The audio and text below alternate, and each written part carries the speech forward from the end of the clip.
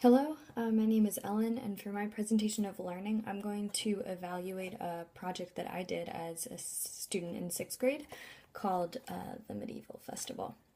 So first I'm going to talk a little bit about what the program or what the project was, talk about or evaluate it for its presentation of learning, and then talk about the day-to-day and finish with whether or not it was a significant learning experience or not. So the Medieval Festival was a project that the sixth grade at my elementary middle school put on every year. It was an evening where students, they invited their parents, community members were invited, and we hosted a medieval dinner. There were different houses. Each student was sorted into a different court, so red, blue, green, or yellow. There was a king and queen for each court. There were knights and squires in each court, and there were battles between the knights of different houses, and the knights had to make their own horses out of cardboard boxes and everything. Parents were, assigned to sit in the court that belonged to the color of their student or of their child, and then leading up to this, we also had some projects that contributed to our learning about medieval history, but didn't actually appear at the medieval festival night. So we had some research papers. We did castle building. There was a lot of hands-on stuff incorporated in this. So I thought that for the presentation of learning and in general the assessments used in this project were really great. We were able to show our learning in a variety of ways. So for example, there was a booklet on each table at the evening that had sonnets written by students, but the sonnet had to incorporate something about medieval history. So I wrote mine about a knight and his squire.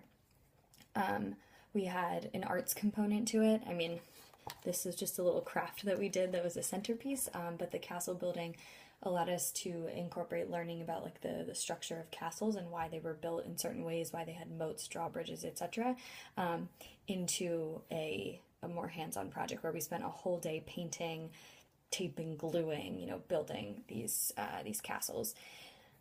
It was really fun. It was like totally a blast. I especially loved it because I was a knight, so I got to joust with a cardboard horse and a pool noodle, so that was really exciting.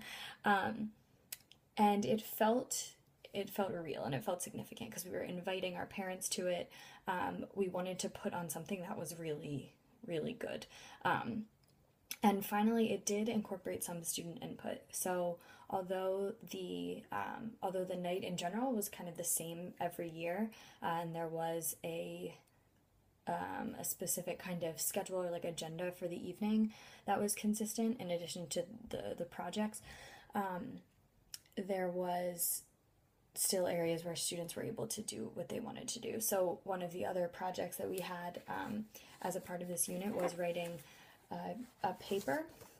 So we could choose any element of medieval history that we wanted. So I chose the Black Death. This was my research paper as part of it. So as you see, it was a couple pages of research that talks about symptoms of the Black Death, history of it, how it got to Europe, etc. But then the second component of that was to write a realistic or historical fiction piece.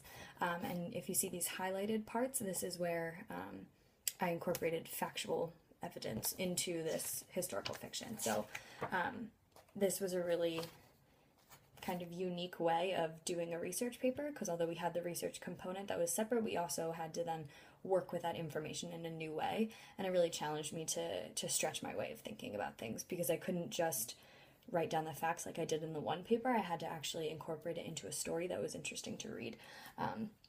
But that incorporated a lot of student choice because we were able to completely choose our topics. Some people wrote about things a lot less gruesome than mine. The day-to-day of this project, it was largely a social studies project, and so most of the stuff that we did happened in humanities classes. So obviously for this assignment, there was a component of English, so like ELA, social studies. Most of the stuff happened in that class. There were 1 or 2 days that were taken as, full days for something for this project. So castle building was one entire day. We didn't have any other classes. We came in our gym uniforms with all of our supplies and spent the whole day building. And then I think we had a similar thing for the day when we practiced and did a run through of the medieval festival. But overall, I thought that this project could have been improved if it incorporated other subjects. So we were able to do a lot, even just with it being a social studies project. But I think that if it had incorporated math or science, maybe talking about the physics or simple machines used in castles and drawbridges and all this stuff, or I'm not sure what, I guess that would be math as well, or linking it to current events somehow, looking at monarchies over time and what do, are there kings and queens today? What countries still use that type of government?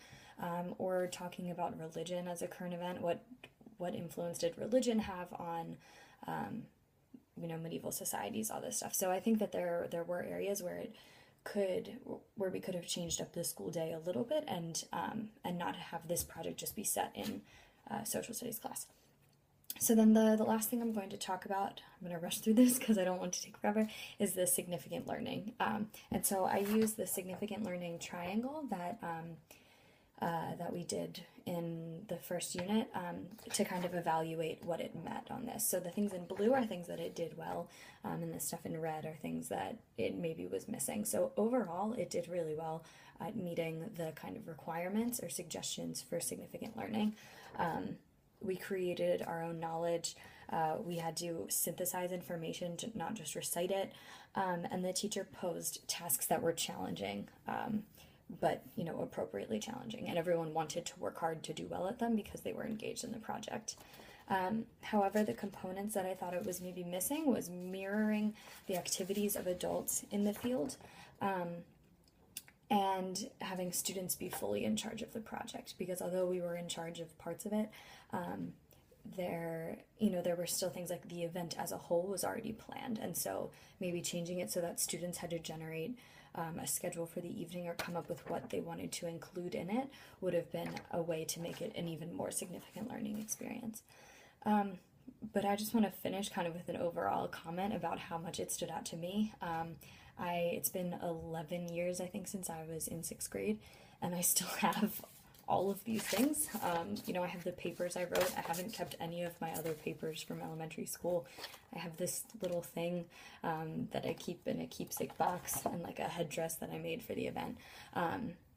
So it clearly is significant in that sense, and that it was meaningful to me, and it's something that I still think about when I'm thinking about things I want to do with my students. It's how can I teach this differently? How can I make them feel like they're doing something fun, while still, learning a ton about whatever topic it is we're doing. So, I hope to learn from my teacher and maybe do something as big as this medieval festival. All right, thanks.